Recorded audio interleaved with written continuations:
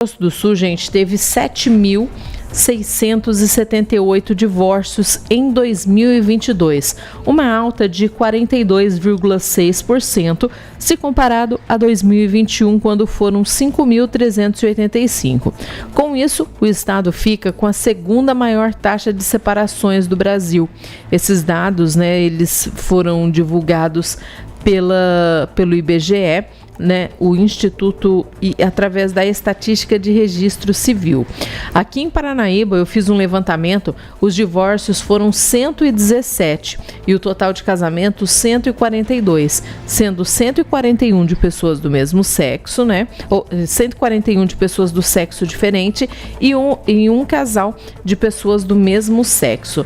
Esses dados mostram ainda que o número de nascimentos foi de 479 e foi maior do que o número de mortes, com 399. E no Brasil, os casamentos cresceram 4% e os divórcios subiram 8% em 2022. Renê Almeida tem mais detalhes.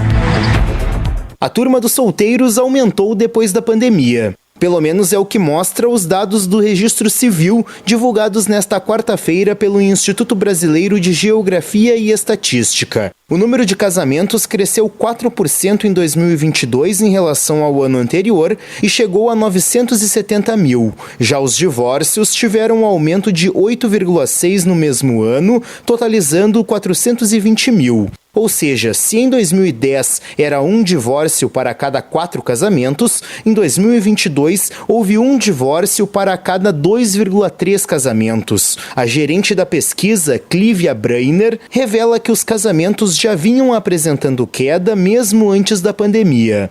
Você vê que o tempo de casamento, os casamentos que são dissolvidos com menos de 10 anos de duração, são 49% dos casamentos, eles têm menos de 10 anos de duração. O tempo médio ficou de duração dos casamentos em torno de 13 anos. As mulheres se divorciando em torno de 41 anos e os homens em torno de 43.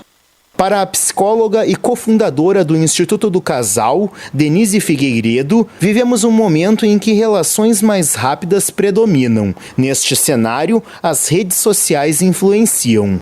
É uma coisa que impacta por essa rapidez, por essas relações fluidas, porque na nossa casa a gente nunca está sozinho com o nosso parceiro, sempre tem um terceiro que vem pela rede social. Isso tudo dificulta os relacionamentos. Na verdade, não é a rede social, mas o jeito que as pessoas se relacionam com ela. Então, o jeito que as pessoas se relacionam com a rede social, vivendo muitas vezes mais o que está do outro lado da tela do que a presença na relação, buscando qualidade nas suas relações, acabam dificultando mesmo a comunicação entre os casais, a construção de intimidade, as renovações que precisam ser feitas dos combinados nas relações.